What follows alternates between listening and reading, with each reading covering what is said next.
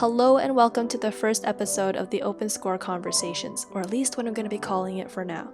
Tiffany and I were having lunch when we started diving into social media and its effects on her musical journey, on the recording and performance process, and how leaving classical music actually strengthened her passion for it.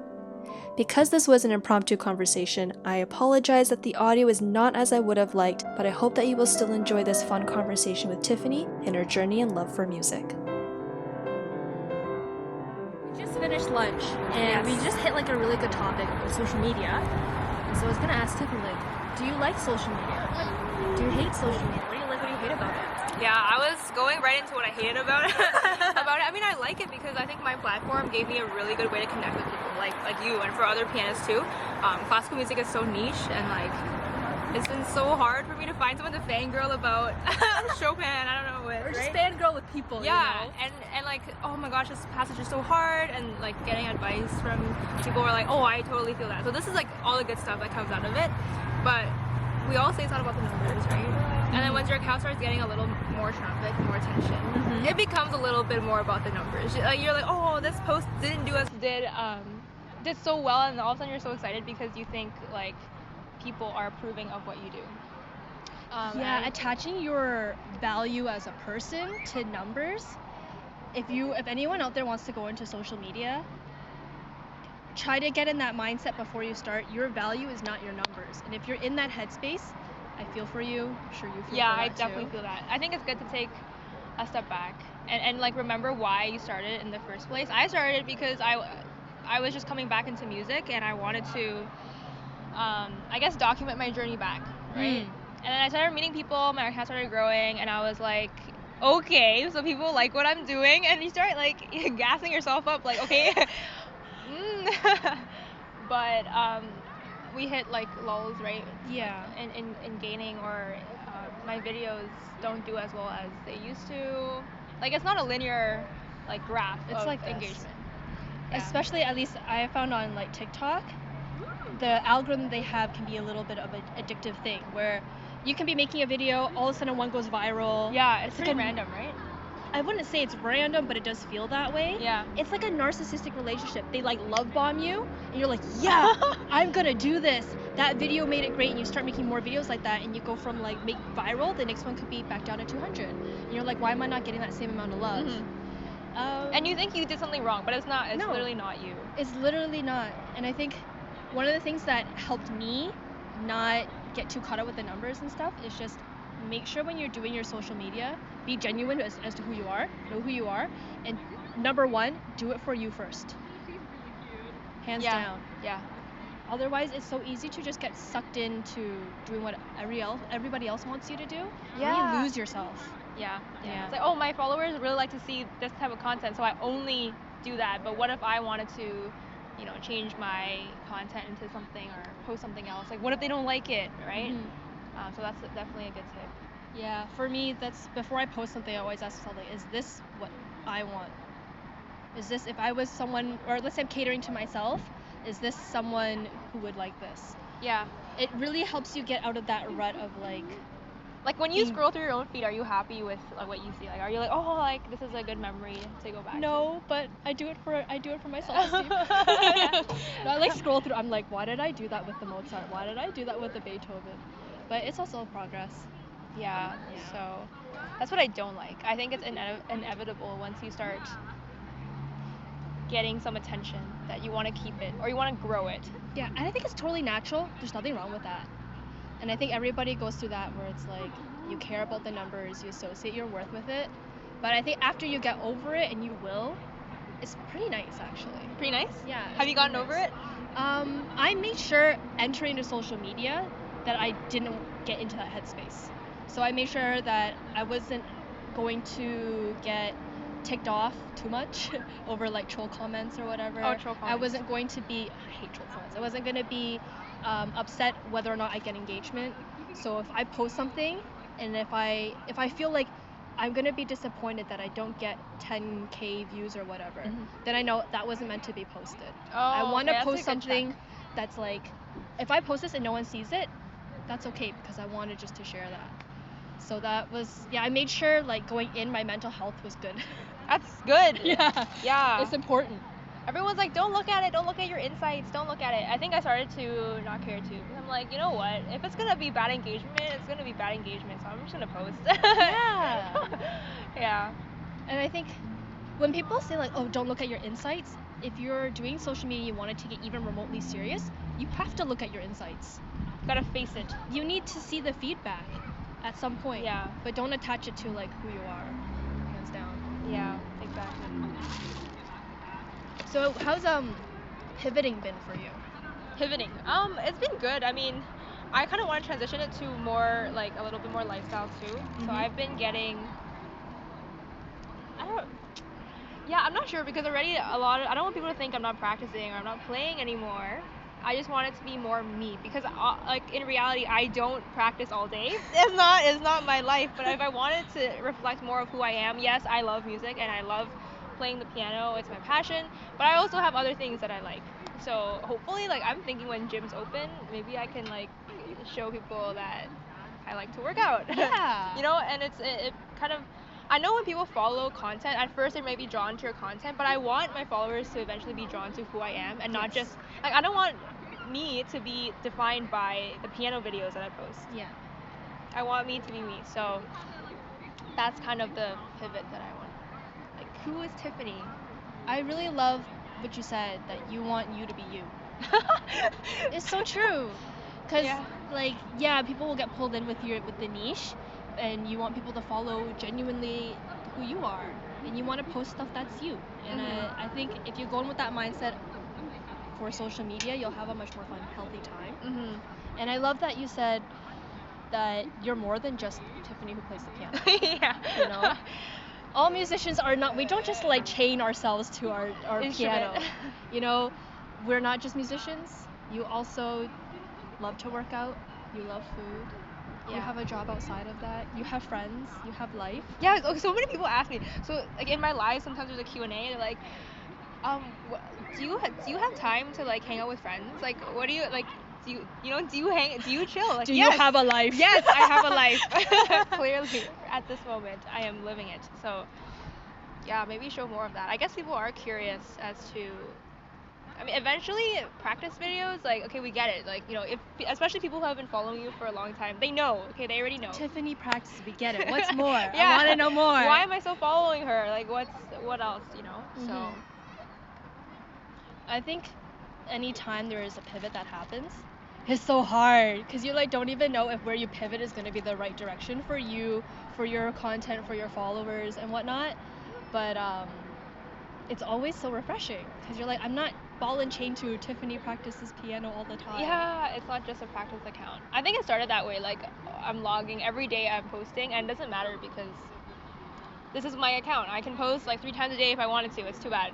But I definitely wanted to start doing more than that. And I think even for me, it started getting like less enjoyable, like always posting practice, because let's say I have a program of like 5 pieces.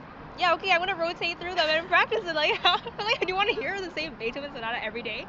Probably not. And I don't want to record it every day either.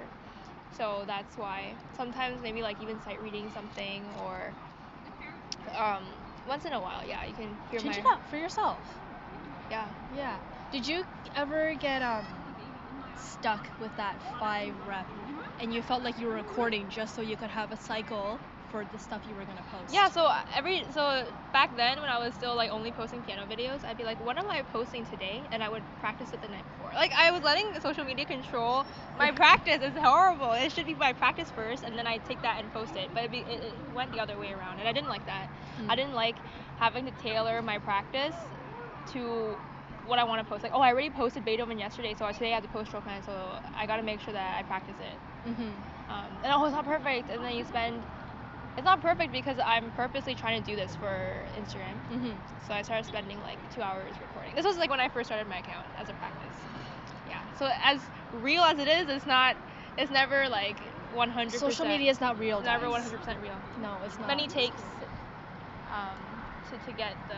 I mean, that's actually good for me too because I listen to it. I'm like, I don't like the way I accidentally accented this note and I can't hear it when I'm playing. But when I record, I'm like, I don't like that. Re-record, Mhm. mess up, re-record.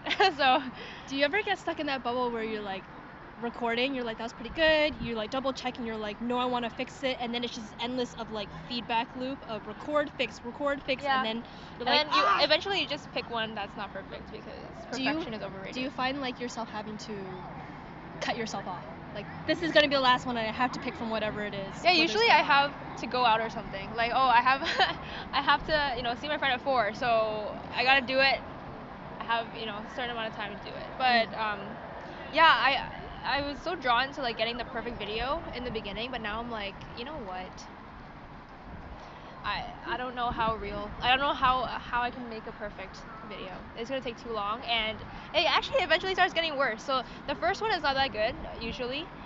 First thing's not that good, and then it gets better because you start listening and you start fixing things, Get and you're the like, okay, flow. and you try to get better, but then eventually it just gets worse. So then somewhere in the middle is where you want to go for the video.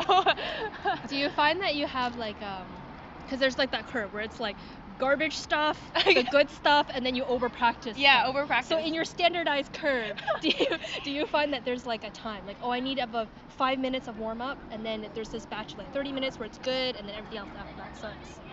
Yeah, I don't record for that long anymore. Maybe, yeah, 30 minutes is way too long. So maybe like the first, I wouldn't do it in terms of time. Maybe like how many takes. Maybe like the first 2 to 3 takes is like bad or adjusting, and like you realize that you're making some, like musically it doesn't sound that good, or like I can fix this a touch, right? And then maybe takes 4 to 7 are the best, and then it just goes downhill. So I love that you know yourself so well, because I think that's important too. You know, when you're taking, it's like, oh, I'm at like the 7th take and I'm getting this certain vibe, this is probably gonna be it. yeah, because especially musically, let's say I make like a small slip, like a really small, and I just want to make it perfect. Like I want notes to be all correct. But then I listen to it, like the one with perfect notes, musically it's already like you can hear it. There's a little fatigue, like it's tired. But when you go back, oh, musically this one sounds a lot better. So I go for the music. So I post the one with a little bit of imperfection in the notes, whatever. Yeah, I get for that me too. it's always music first. So Yes, always music first. I mean, being note perfect is appreciated, but I appreciate the musicality more. But I know what you go through, where you're like comparing. It's like, do I go with the note perfect one, or do the musically challenged? Like, can I put them both together? Yeah, you really want to do that. So, and like the whole online competitions and recording stuff is making perfection a thing. But on stage, like really you have one chance, so you either, Whatever happens. Yeah, whatever happens, and then you go with it, right? But then now it's like trying to record the perfect take to submit. Oh my gosh, you just spend too much time doing that. What do you prefer, the recording lifestyle or like performing? Performing.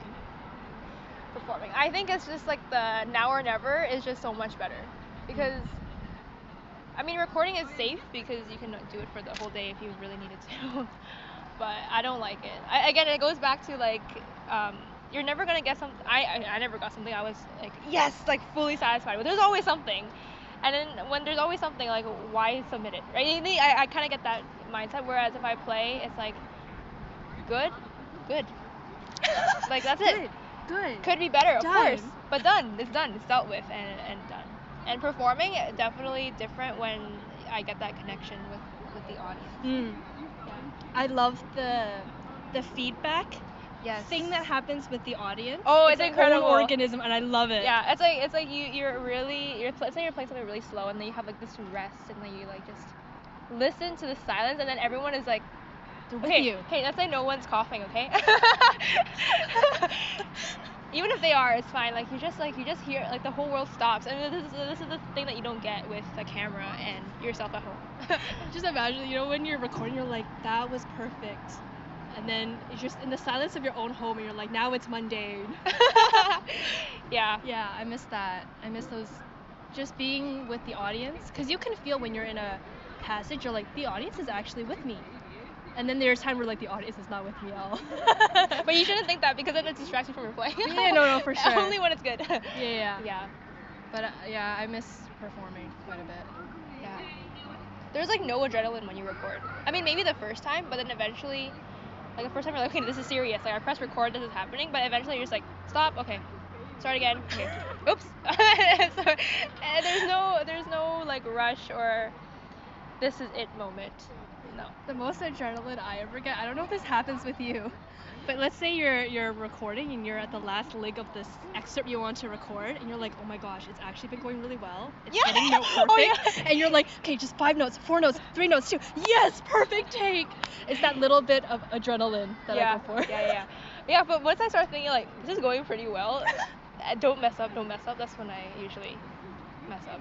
It's I'm like, happened oh, to I everybody. don't think that. Yeah. But it's so hard not to when you're like on your X take and you're like, Finally, oh, I just got past the little blip Yes. and I only have a little bit left. The easy part, and that's where I'm like, oh, really? Yeah. So, fun time. I've learned a lot since my time on Instagram. What is the biggest lesson you've learned?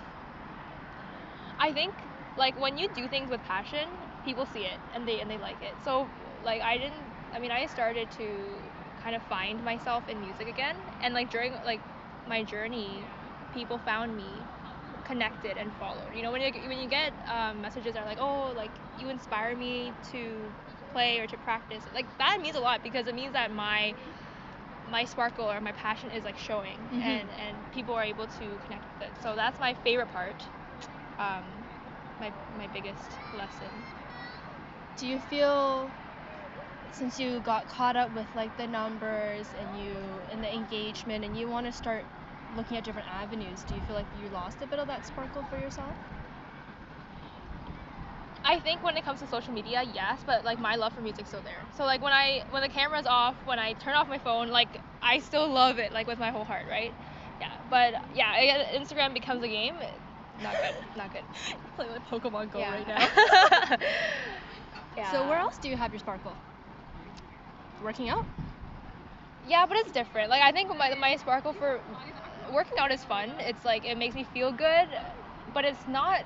Yeah, I'm passionate about like being the best version of yourself, especially like the feel good vibes from working out. It's amazing, but I don't think anything compares to music. Like it's such a big part of me. Like I wouldn't say working out is like a part of me. It's just something I like to do.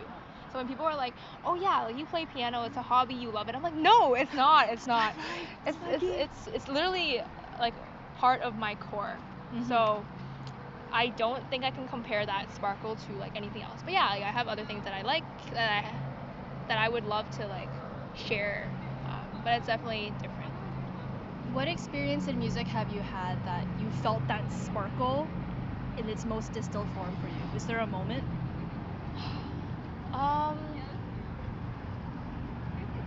I mean, yes. Like, I mean, in performance, there have been some performances. Like I told you about Carnegie Hall. Like my first time there, it was just a magical moment. Maybe it's because like everyone's like, oh, it's so prestigious and everything. It's Carnegie Hall. Yeah, it's Carnegie Hall. Yeah, it was magical. I think the connection with the audience, the hall itself, it was amazing. So that was like the first time I was like, oh my gosh, like I love this so much. And also like in competition, the first time I took it serious. I mean, I always took it seriously, but the first time I was like, no, like this is actually serious. To the next level, the next step. Yeah. Was my first time at CMC. Yeah, that was I guess what the biggest competition when I went to as a kid, like when up to that point. So then that was when I was like, yeah, I want to do this. I love it. But I think nothing has compared to like leaving music, going into another field that like, and then coming back now and finding this again. This is like the true sparkle. I'm like, how did I do through? I think it was like 4 years without it. Like in my first year of university, I was crying. I was regret. Like there's so much regret. Like I should have went with my passion and yada yada yada. But actually, these 4 years I learned so much about myself, about another field, and then it actually made my love for music and for the piano like a lot stronger. And the maturity that came from the 4 years away, it translated into my music. So I feel that. Yeah. So now it's like I always have these moments like I just want to be a pianist and I don't want to do anything else. But but the reality of it is that that's hard. It's a hard road just to be a pianist, right? Because I don't like teaching, and you know this. So if I were to go down the musician route, I'd probably have to teach as a musician, you have to wear many hats. Yeah. Some you wish to wear more than others. Yeah. Agreed. Yeah. So it's like I only want the good stuff from here. We'll see. We'll see where what opportunities await. I think that the fact that your return back to music and onto social media, you said was like the biggest spark for you out of all of them, just means that you have a lot to hope for and look forward to in the future. Hopefully. We hope. Follow her, she's doing amazing things. Watch out for those workout videos. Workout.